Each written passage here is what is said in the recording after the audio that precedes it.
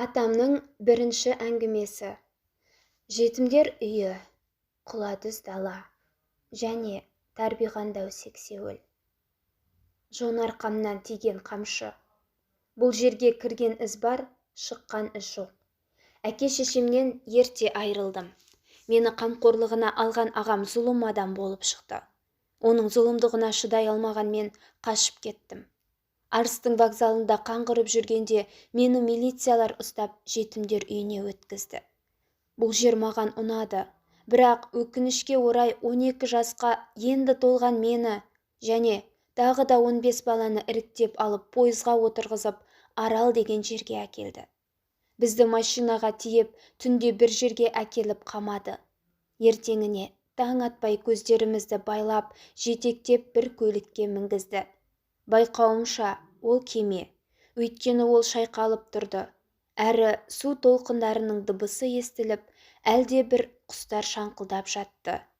Көп ұзамай құрлыққа аяғымыз тиді.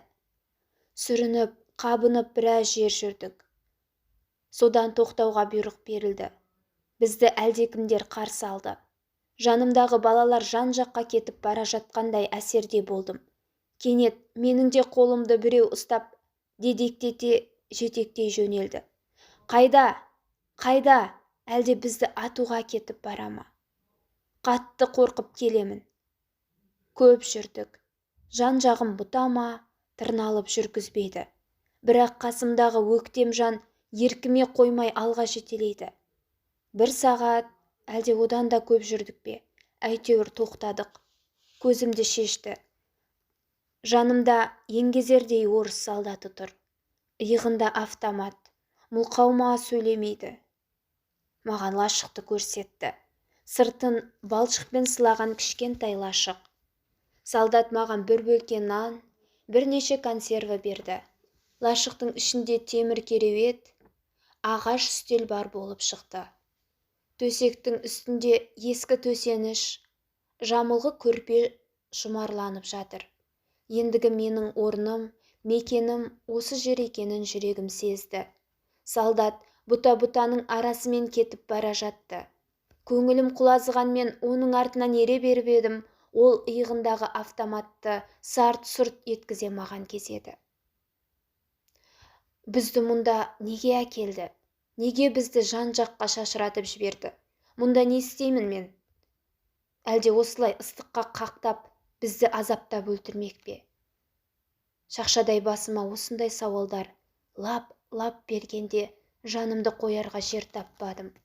Осылай ойланып жатып, ұйықтап кетіппін. Қаншама ұйықтағаным белгісіз, әлденеден шошып ояндым.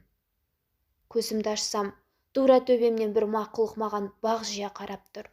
Басы құрбақаға ұқсайды, бірақ аппақ, жүзі әжім-әжім мыстан кемпір тәрізді. Көзі үкінің көзіндей, кірпік қақпайды.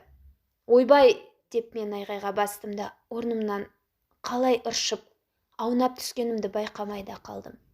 Анау міз бақпады.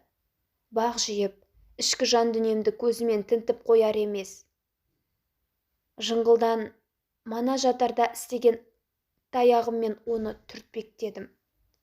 Қып-қызыл, тілін жалаң-жалаң еткізді де, бұтақтан секіріп түсіп, 4 аяғымен тарбаңдай басып кете барды. Кейін білсем, ол ешкемер деген кесіртке екен. Атына сай, ешкілердің емшегіне жабысып, әп-сәтте сүтін сорып алатын пәле. Жаңа мекенімдегі жағдаймен танысып, оған бейімделгенімше кеш болды. Лашықтың ішіндегі дәу алюминий кастрөлдегі жылымшы суды іше-іше ішім қампиып кетті. Батысты қан қызыл бояуға малып, күн ары қарай аунап кетті. Денем қалтырап, жан-жағымнан қаусырмалап келе жатқан қараңғылыққа үрейлене қарадым. Ду-ду болып жататын жетімдер үйін аңсадым. Кеш бата, балалармен асханаға бара жатқанымыз көз алдыма келді. Менің өмірімдегі ең бақытты шақтарым сол екен-ау. Менімен осында келген балалар да мен сияқты жападан жалғыз тұрып жатқан шығар деп ойладым. Тас қараңғы лашықта отырмын.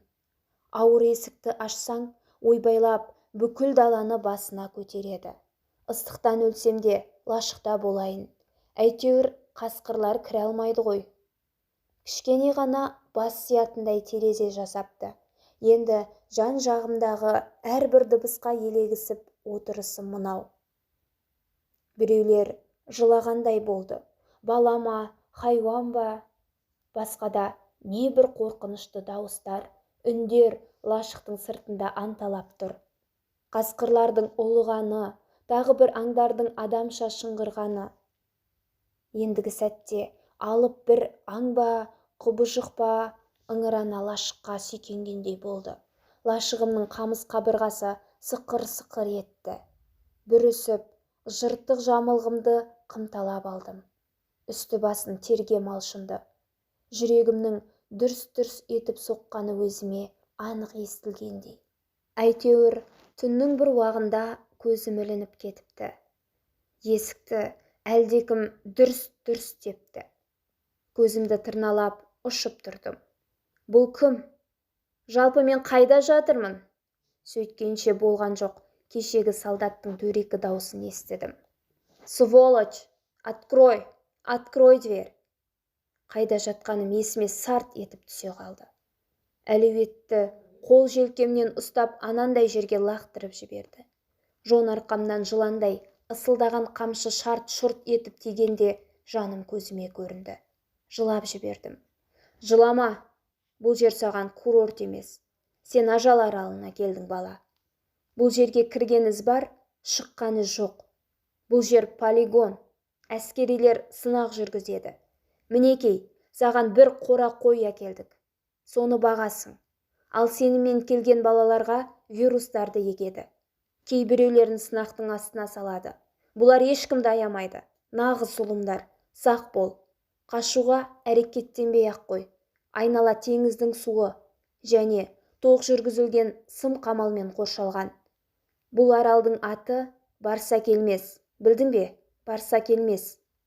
Сақалы қауғадай, көнетөс киімді, басында қалпағы қауқиған адамды көрдім.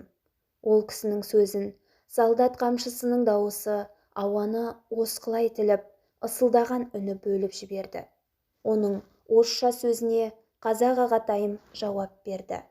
Көп сөйлемей іске кірісіңдер, дейді. Осыдан 1-2 шақырым жерде көл бар. Ішетін суыңды шәйнекпен әкелесің. Суды қайнатып іш. Әйтпесе ол көл улы. Сол көлден қойды суғарасың. Мына солдат саған анда-санда нан әкеліп береді. Ағатай, менің өлгім келмейді. Құтқарыңызшы. Мен оған жалына сөйледім. Ағатайым мырс етіп күлді. Мен де сендер сияқты құрбандықпын. Мен де тұтқынмын. Қысқаша айтқанда, сізбен біз құлдармыз. Ал қожайындар құлды не істегісі келсе, соны істейді. Өлтіргісі келсе, өлтіре салады. Ал сау бол, кішкентай құл. Олар кетті. Бейтаныс ағаның айтқандары мені қатты таң қалдырды, әрі үрейге бөледі. Ажал аралы. Кірген із бар, шыққан із жоқ. Сынақ. Айнала теңіздің суы. Тоқ жүргізілген сым қамал. Барса келмес аралы. Құлдарды өлтіргісі келсе, өлтіре салады. Азулы аңға айналуың тиіс. Анашымның Алладан көмек сұрасаң, ол саған көмектеседі деген сөзі де маған зор күш берді. Жалғыз емеспін мен. Менің Аллам бар.